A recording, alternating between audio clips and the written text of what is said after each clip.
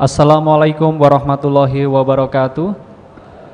96,8 Perkasa FM nyalakan energi maju. Selamat sore bagi para pendengar Radio Perkasa dimanapun Anda berada. Dan juga selamat sore bagi santri Pondok Pesantren Al-Fatahiyah. Hadir kembali kawan Perkasa Zona Islami sore spesial Ramadan bersama RSUD Dr. Iska Tulung Agung di hari ke-15 Ramadan 1445 Hijriah. Sore hari ini kita langsung saja simak kajian Zona Islami sore membahas terkait dengan kunci mendapatkan kemuliaan. Assalamualaikum warahmatullahi wabarakatuh. Bismillah, alhamdulillah, salatu wassalamu ala rasulillah wa ala alihi wa sahbihi wa mawalah. Rabbi syrah li sadri wa yassir li amri wahlul 'uqdatam bil lisani yafqahu qawli. Subhanaka la ilma lana illa ma 'allamtana innaka antal alimul hakim.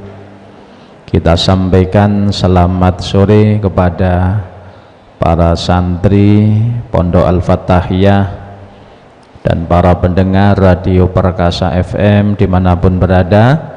Mudah-mudahan kita semua senantiasa dalam bimbingan hidayah Allah Subhanahu wa ta'ala. Amin ya rabbal alamin. Pada sore ini kita akan membahas tentang kunci mendapatkan kemuliaan hidup. Bismillahirrahmanirrahim. I'lam annahu la budda lil abdi min arba'ati asya, al ilmu wal amal wal ikhlas wal khauf. Wajib bagi seseorang yang ingin mendapatkan kemuliaan hidup, menggapai ridho Allah Subhanahu wa ta'ala, hendaknya dia memiliki 4 perkara. 4 perkara ini merupakan kunci tangga mendapatkan kemuliaan hidup. 4 niku nopo? Yang pertama adalah al-ilmu. Yang pertama adalah ilmu. Wal amal, yang kedua amal. Wal ikhlas, yang ketiga adalah ikhlas. Wal khauf, yang keempat adalah khauf. Jadi ada 4 tangga untuk mendapatkan kemuliaan hidup, mendapatkan ridho Allah Subhanahu wa ta'ala. Yang pertama adalah ilmu. Ilmu ini nomor 1. Tangga pertama adalah ilmu. Faman lam ya'lam fahuwa a'ma. Orang itu apabila tidak memiliki ilmu, ibarat dia orang yang buta.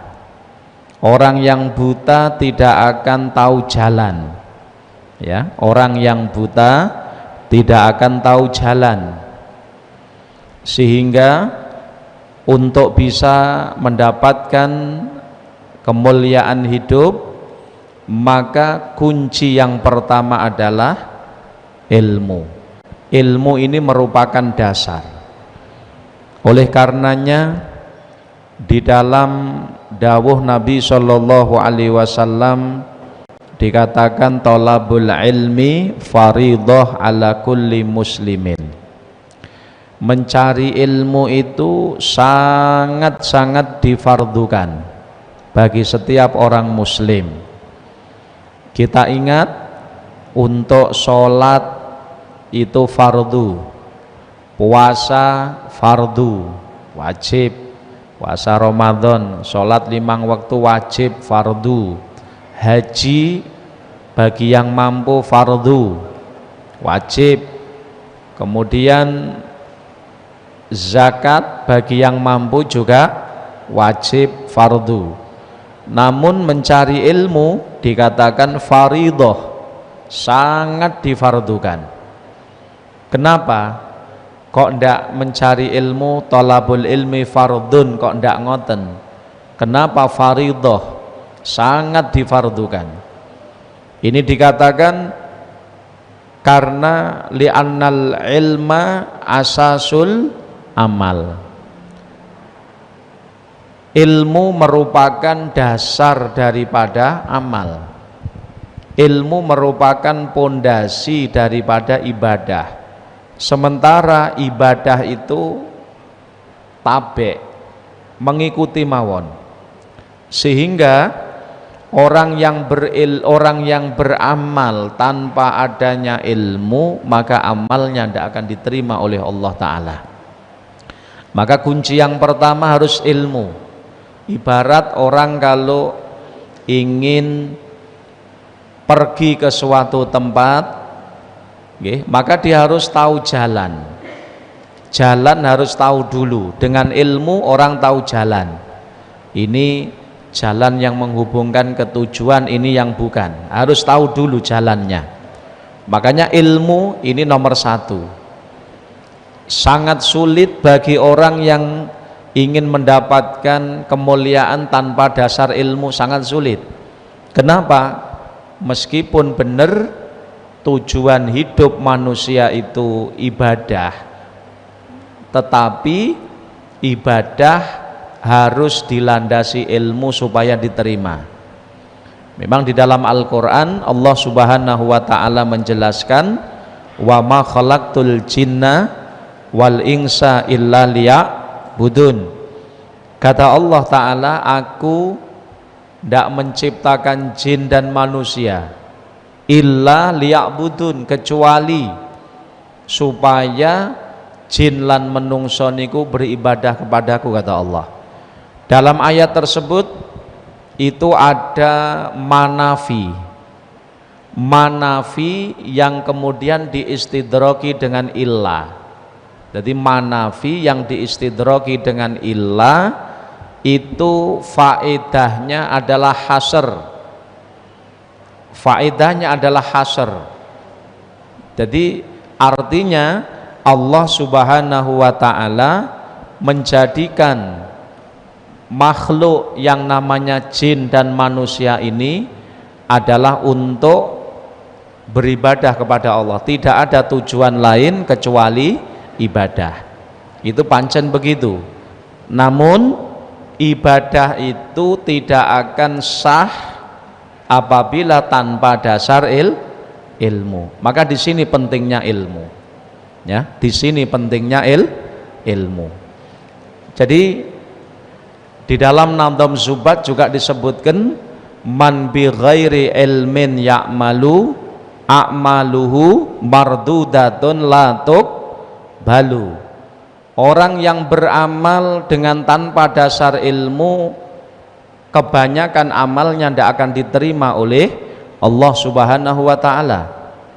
Jadi orang yang beramal, orang yang beribadah dengan tanpa dasar ilmu, maka amalnya tidak akan diterima oleh Allah Subhanahu wa ta'ala. Makanya amal ibadah itu pancen merupakan tugas manusia di dunia, enggih.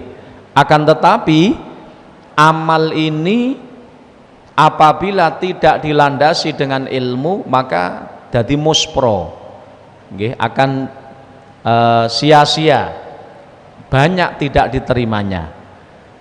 Kenapa? Karena ibaratnya begini, orang ibadah itu khidmah, ibaratnya khidmah. Jangankan khidmah kepada Allah, khidmah kepada manusia mawon niku kalau ndak ngerti ilmune juga akan sia-sia, ndak patek enek manfaati. Kita ambil contoh, misalnya ada seorang santri, ada seorang yang dia itu punya guru, ya dah. Dia ingin khidmah kepada gurunya dengan cara nopo? Ingin sedekah kepada gurunya masakan yang enak. Lalu sang murid tersebut ini belanja sendiri di pasar, belanja sendiri di pasar, kemudian dia membeli daging, ya ta? Membeli bumbu-bumbu dan seterusnya, kemudian dimasak sendiri. Masak ternyata yang ingin diberikan kepada gurunya gulai, ya, dia masak sendiri dengan masakan gulai, rawon dan seterusnya. Dia tidak tahu bagaimana kondisi gurunya. Nah, setelah dia memasak sedemikian rupa, lalu dihadiahkan kepada gurunya, ternyata gurunya itu lagi darah tinggi. Darah tinggi. Kira-kira masakan ini itu kira-kira bisa dinikmati oleh gurunya napa mboten? Tidak bisa. Tidak bisa dinikmati oleh gurunya. Ini kenapa bisa terjadi? Karena sang murid tidak tahu kondisi daripada napa gurune. Itu gambaran orang yang beramal tanpa dasar ilmu. Mulai dikatakan dalam Nadham Zubat niku, waman bi ghairi ilmin ya'malu a'maluhu mardudatun la tuqbalu. Amal yang dilakukan dengan tanpa dasar ilmu, maka amalnya tidak akan diterima oleh Allah Subhanahu wa ta'ala. Maka disinilah peran daripada ilmu. Ilmu adalah dasar, pondasi daripada amal. Maka kita sebelum beramal harus punya ilmu dulu. Ilmu dulu, dan ilmu yang wajib kita ketahui ini sebenarnya tidak banyak. Ilmu yang wajib kita ketahui ini ada 3 ilmu, ya, 3 ilmu secara garis besar ini. Yang pertama adalah ilmu fikih, ilmu ubudiyah, ilmu yang membahas tentang tata cara daripada ibadah, tata cara suatu ibadah itu. Jadi kita diwajibkan untuk sholat, maka ilmu yang berhubungan dengan sholat, maka mempelajarinya adalah wajib. Jadi kita diwajibkan untuk sholat, maka belajar ilmu yang berhubungan dengan sholat, bagaimana supaya sholat kita sah, bagaimana supaya sholat kita itu sah, itu diwajibkan. Maka di sana kita harus belajar tentang ilmu wudhu, kemudian belajar tata cara wudhu, perkara-perkara yang membatalkan wudhu dan lain sebagainya. Ini harus kita pelajari. Kenapa? Karena syarat sahnya sholat harus punya wudhu, maka harus tahu caranya wudhu. Kemudian di samping itu harus mengerti tentang rukun, syarat dan rukunnya sholat. Ilmu yang berhubungan dengan syarat rukunnya sholat juga wajib dipelajari. Kemudian perkara-perkara yang bisa membatalkan sholat itu juga harus dipelajari. Ini kenapa? Karena kita diwajibkan untuk sholat, maka semua ilmu yang berhubungan dengan keabsahan sholat ini fardu ain. Lalu yang kedua yang harus kita pelajari nopo? Kita diwajibkan untuk puasa Ramadan. Puasa Ramadan wajib toh? Maka belajar tentang tata cara puasa, kemudian perkara yang membatalkan puasa, itu harus kita pelajari. Harus kita pelajari. Jadi kita wajib belajar. Kita tidak hanya sekedar puasa, enggak, tapi puasa kita harus dengan dasar ilmu. Maka di sana kita belajar syarat sahnya puasa apa, kita belajar di sana. Kemudian perkara yang membatalkan puasa nopo mawon, ini harus kita pelajari. Ini hukumnya fardu ain. Kemudian kita suatu saat umpama kita sudah mampu untuk melaksanakan haji, maka ilmu yang berhubungan dengan haji ini adalah fardu ain kita pelajari. Itu kalau memang kita sudah mampu dan sudah mau berangkat haji, mungkin tahun depan kita haji, Maka sekarang harus belajar ilmu yang berhubungan dengan keabsahan haji, mulai dari syarat sahnya, kemudian rukunnya, perkara-perkara yang muharramatul haji, perkara-perkara yang dilarang dan lain sebagainya. Kita harus tahu prinsipnya. Di dalam ilmu fikih itu kita diwajibkan untuk belajar itu dengan kadar ibadah kita bisa menjadi sah. Ibadah kita menjadi sah. Jadi kita tidak perlu misalnya tidak harus ndaki mboten. Sekiranya ibadah kita bisa benar, itu saja. Itu masalah fikih. Lalu yang kedua yang harus kita pelajari nopo? Ilmu tauhid atau ilmu akidah. Ilmu tauhid atau ilmu akidah ini wajib kita pelajari. Maka ilmu yang berhubungan dengan keyakinan itu wajib kita pelajari. Sampai seberapa kadar kewajiban niku?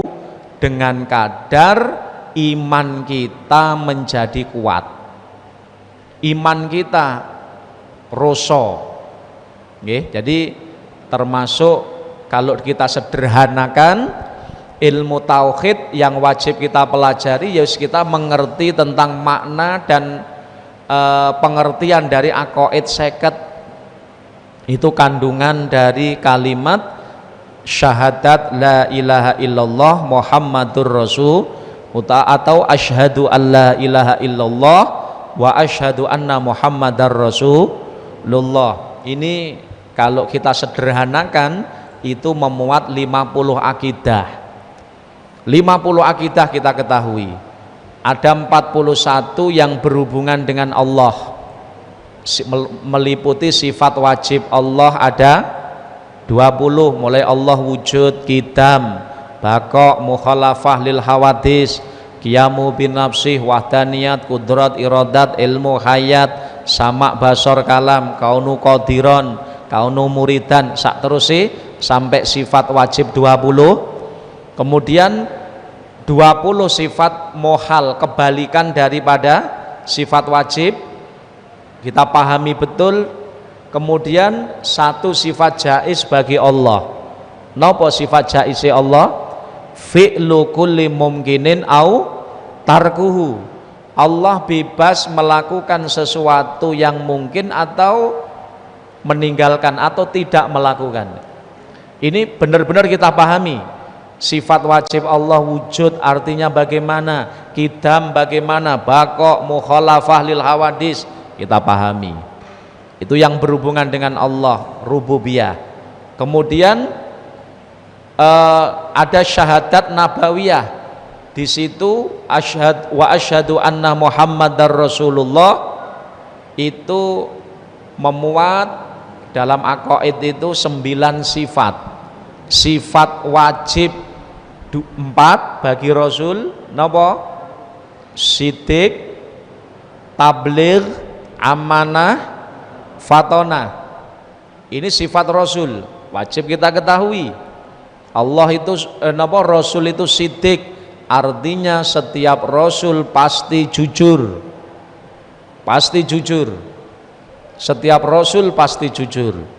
Kemudian tabligh, setiap Rasul akan menyampaikan wahyu. Siddiq, kemudian tabligh, amanah, setiap Rasul pasti dapat dipercaya. Kemudian fatonah, setiap Rasul pasti cerdas. Ini kita pahami. Lalu setelah itu ada setelah sifat wajib 4 bagi Rasul, 4 sifat mohal, ya, kebalikan dari sifat wajib, kemudian ditambah 1 sifat jaiz bagi Rasul, yaitu al-a'rad al-basyariyah allati la tuaddi ila naqsin fi maratibihimul aliyah. Artinya Rasul juga memiliki sifat sebagaimana sifat manusia biasa.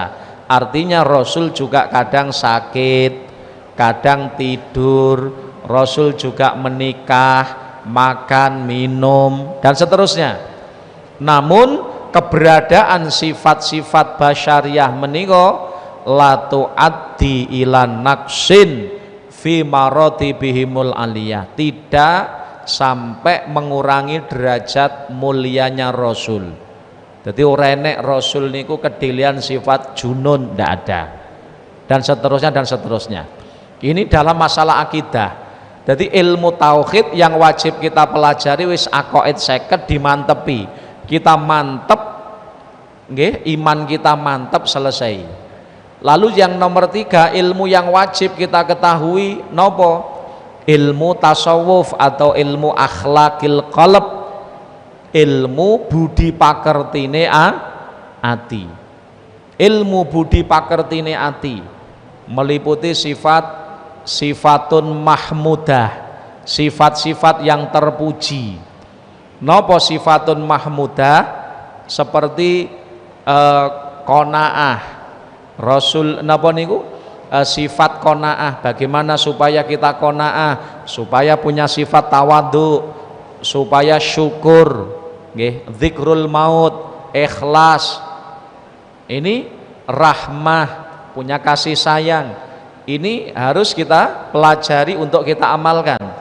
Kemudian kita juga harus mengerti tentang sifatun madhmumah, sifat-sifat yang tercela. Seperti nopo? Takabur, sombong. Sombong itu bagaimana? Kemudian sebab-sebab sombong itu apa? Bahayanya sombong apa? Ini kita harus tahu.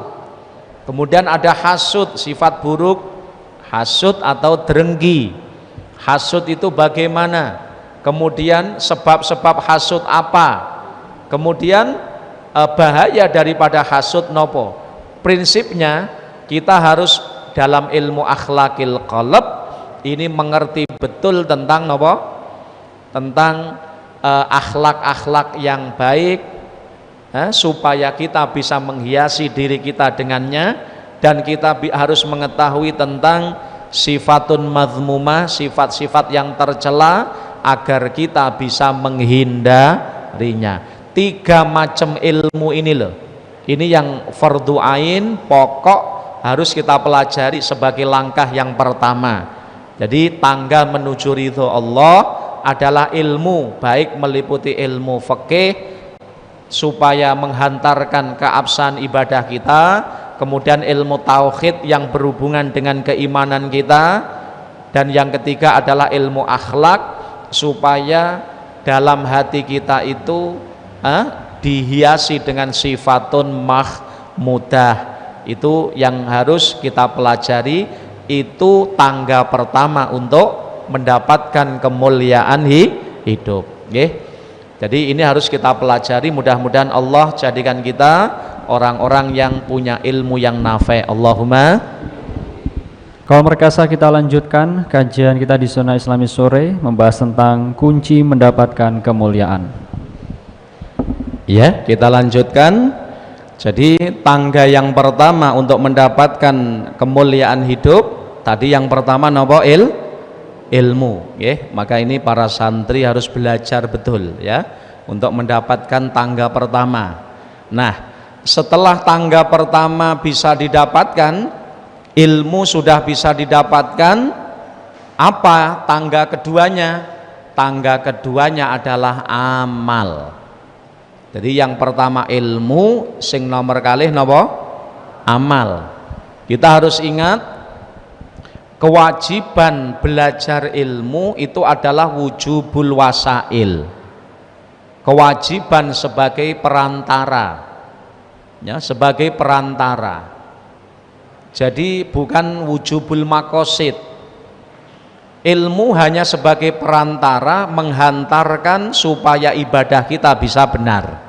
Itu ilmu. Maka makosidnya, tujuannya adalah nopo? Amal. Tujuannya adalah amal.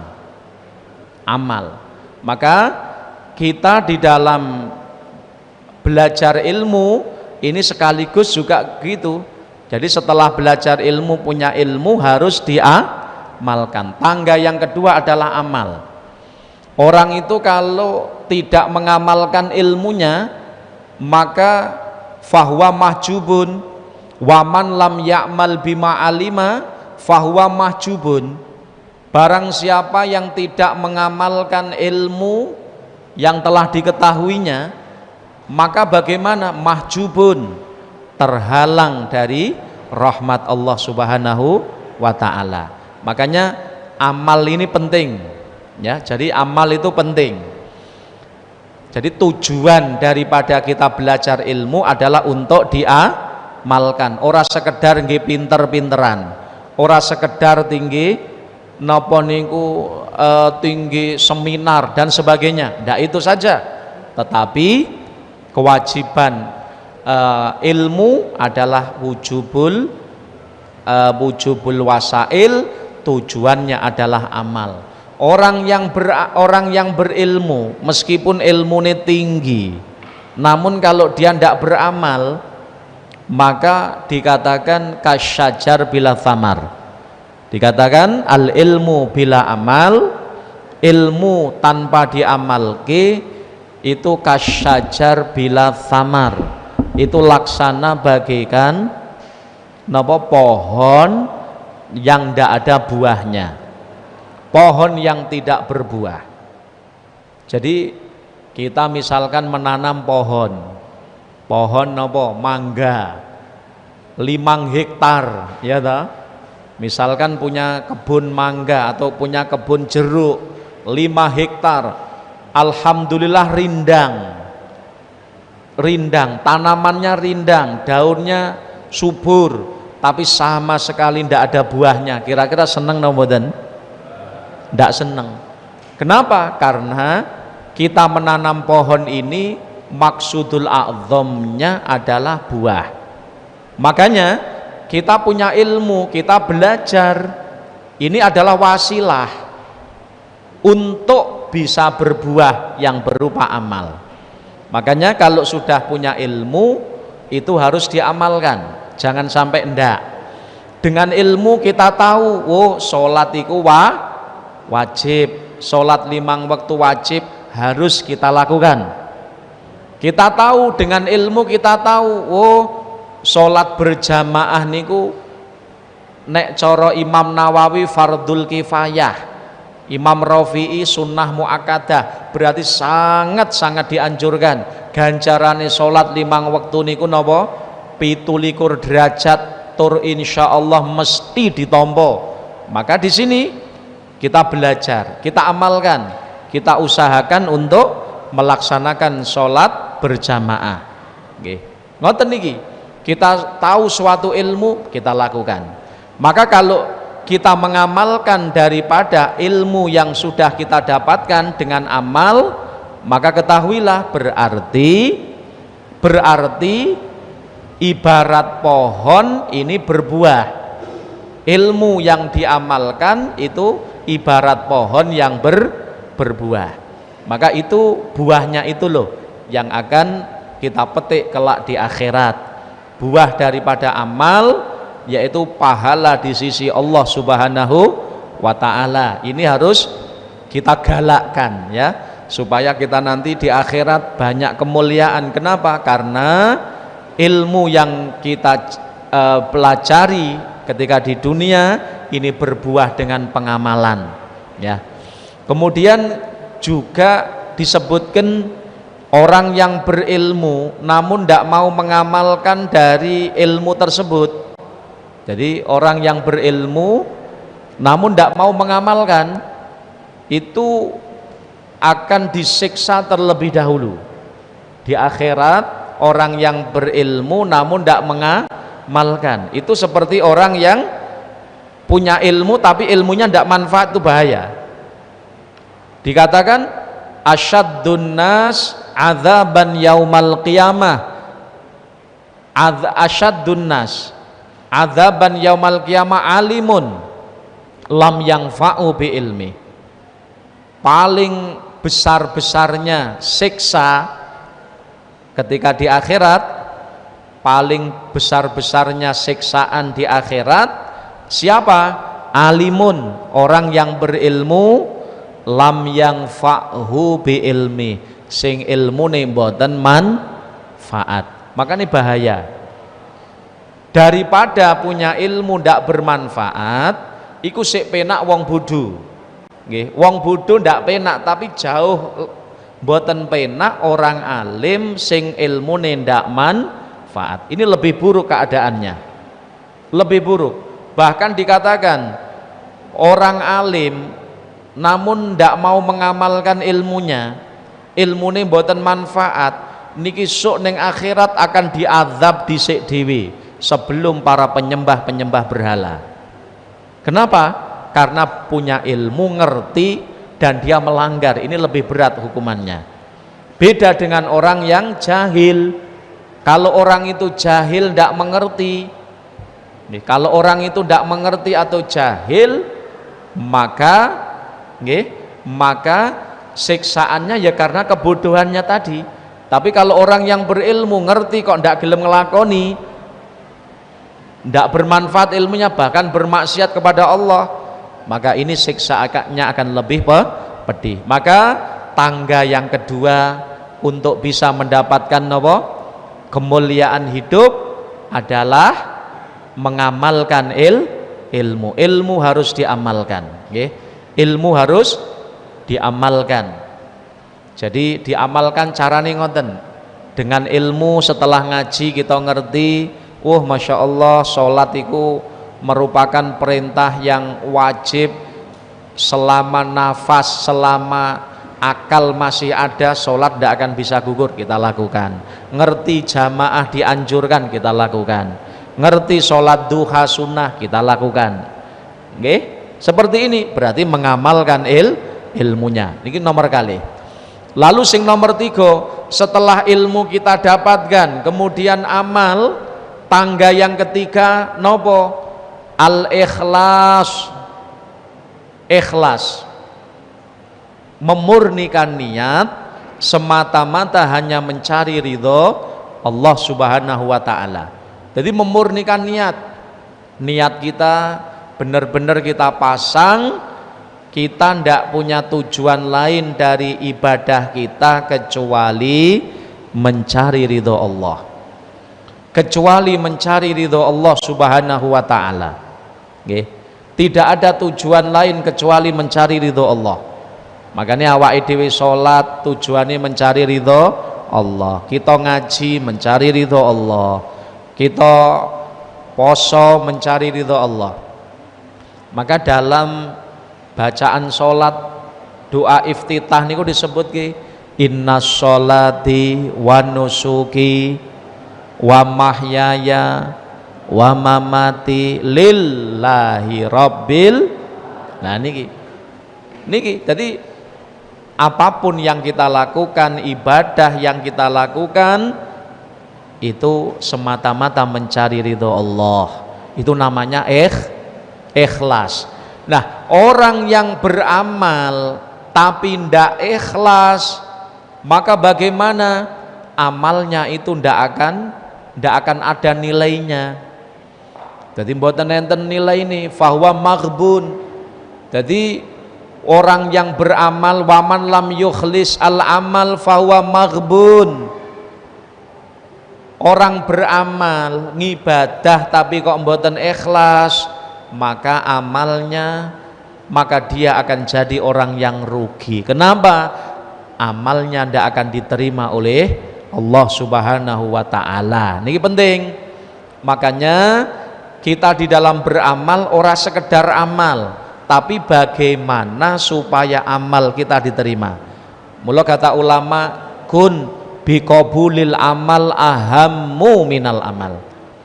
Ahammu minal amal. Hendaknya kita niki luweh penting nih piye supaya amal kita ditampa. Ojo sekedar amal penting, tapi mikir supaya amal kita niku ditampa dos pundi carane, itu lebih penting. Amal yang sedikit tapi ditampa Gusti Allah itu nilainya besar. Itu lebih baik daripada amal yang banyak tapi ora ditampa sebab ndak ikhlas. Tapi ya kita berharap nggih, amal banyak kemudian ikhlas ini akan diterima. Jadi ikhlas itu merupakan ruh daripada amal. Ibaratnya amal itu napa? Amal itu ibaratnya jasad. Ruhnya napa? Ikhlas. Maka kalau orang beramal, amal ngibadah namun ndak ikhlas, iku ibaratnya jasad ora enek nyawone. Nggih. Ora enek nyawone. Itu ibarat amal yang tanpa keikhlasan. Ibarat jasad mboten enten nyawone. Maka tangga yang ketiga untuk mendapatkan kemuliaan hidup adalah ikhlas, nggih, ikhlas. Jadi ilmu, kemudian amal, ikhlas. Ini harus. Maka semboyan kita, semboyan di Pondok Al-Fatahiyah napa? Ilmu, amal lan ikhlas iku sangune mati. Nggih, niki dalam kitab Sab'atul Kutub Al-Mufidah. Jadi pertama ilmu, yang kedua amal, yang ketiga ikhlas. Lah, setelah ini, setelah ilmu, amal, setelah ikhlas bagaimana? Yaitu al-khauf, ar-raja wal khauf. Terakhir itu adalah puncaknya setelah beramal dalam hati kita ada harapan muga-muga ditompo. Tetapi kita juga ada rasa takut, jangan-jangan amalku ra ditompo. Jadi senajan wong niku anggene ngamal ikhlas, tetapi dalam hatinya tetap dipasrahne ning Allah, ketar-ketir sean, amalnya banyak. Amalnya banyak, ilmu, amal, ikhlas nggih. Namun tetap hasil akhir mboten sombong, tapi khauf, ada rasa takut kepada Allah, jangan-jangan amalku ra ditompo. Dicontohkan Al Habib Husin bin Thohir, pengarang kitab Sulamut Taufik. Beliau khatam Quran dalam sholat sunnah, sholat duha dilakoni, tahajud dilakoni, awabin dilampahi. Lalu beliau setelah napa niku ngoten, beliau zikir la ilaha illallah selangkung ewu, Allah Allah selawe ewu, sholawat selawe ewu. Kemudian wis koyok ngoten lho, beliau mengatakan ya Rabbi ma ma'ana amal wa kasbuna kullu zalal. Ya Allah, kula niki ra duwe amal napa-napa Gusti, napa sing kula lampahi mboten enten artine kagem panjenengan, ning sing kula arep-arep namung rahmat panjenengan. Iki lho, makanya awake dhewe ya ngono, ilmu, kemudian amal. Setelah niku berusaha ketika ngamal ikhlas, hanya mencari ridho Allah. Setelah itu dos pundi? Terakhir roja lan khauf, antara harapan dan ketakutan. Muga-muga ditompo. Ning wedi jangan-jangan ndak ditompo. Ketar-ketir sehingga amale kathah apik ikhlas, tapi ning atine ra duwe rasa sombong. Mula ba'dul ulama mengatakan annas kulluhum halka illal alimun. Kabeh menungso bakale rusak, bakale rugi, illal alimun, kejaba wong-wong sing duwe ilmu. Orang yang punya ilmu punya potensi mboten cilaka. Tapi wal alimun kulluhum halka illal amilun. Wong-wong sing duweni ilmu bakale rugi, rusak, kecuali wong sing gelem ngamal. Wal amilun kulluhum halka illal mukhlisun. Wong-wong sing duwe ilmu gelem ngamal iku mawon sik bakale rusak, kejaba anggene ngamal ikhlas. Lalu setelah niku napa? Wal mukhlisun ala khotorin azim. Wong sing ikhlas dhewe kuwi sik medeni, sik ketakutan. Niki lho nggih. Maka 4 tangga ini kalau betul-betul kita pegang, insya Allah kita akan mendapatkan rahmat Allah subhanahu wa ta'ala. Semoga Allah jadikan kita orang-orang yang mendapatkan rahmatnya. Amin ya rabbal amin, amin, amin ya robbal alamin. Untuk sesi terakhir pada kajian kita sore hari ini, kesimpulan sekaligus doa dipimpin langsung oleh Kiai Haji Muhammad Anam Muhsin. Kesimpulan dari apa yang kita perbincangkan dalam kesempatan ini, setidaknya kata ulama ada 4 tangga untuk mencapai kemuliaan. 4 tangga menggapai kemuliaan. Pertama nopo? Ilmu. Maka harus belajar sing mempeng. Lalu setelah punya ilmu diamalkan. Setelah ketika amal harus ikhlas. Dan yang keempat, setelah beramal dengan ikhlas, penuhi hati kita dengan rojak dan khauf, antara harapan dan ketakutan, sehingga meskipun amal banyak namun kita tidak sombong, senantiasa kita hanya bersandar kepada rahmat Allah, tidak bersandar, tidak mengandalkan kepada amal kita, yang kita andalkan adalah rahmat Allah. Insya Allah dengan demikian kita akan mendapatkan ridho Allah subhanahu wa ta'ala, mendapatkan kemuliaan hidup di dunia dan akhirat. Mudah-mudahan Allah jadikan kita semua orang-orang yang dicintai Allah fid dunya wal akhirah. Amin ya rabbal. Allahumma shalli ala sayyidina Muhammad wa ala ali sayyidina Muhammad. Alhamdulillahi rabbil alamin. Allahumma barik lana fi hayatina, Allahumma barik lana fi arzakina, Allahumma barik lana fi ulumina, Allahumma barik lana fi dzurriyyatina wa ahlina wa talamidina zaujatina auladina. Allahumma arzuqna ilman nafi'a, amalan shalihan maqbula. Rabbana atina fid dunya hasanah wa fil akhirati hasanah wa qina adzabannar. Allahumma khtim lana bi husnil khatimah, na'udzubika min su'iha. Sallallahu ala sayyidina Muhammadin wa ala alihi sahbihi sallam. Alhamdulillahi rabbil alamin. Assalamualaikum warahmatullahi wabarakatuh. Waalaikumsalam warahmatullahi wabarakatuh. Kawan perkasa, semoga yang disampaikan oleh Kiai Haji Muhammad Anam Muhsin bisa menjadi pembelajaran dan juga bisa mengamalkannya. Kita akan berjumpa lagi pada esok kawan perkasa di jam yang sama. Dan saya Anggi Wahyu pamit undur diri. 96,8 Perkasa FM, nyalakan energi maju. Assalamualaikum warahmatullahi wabarakatuh.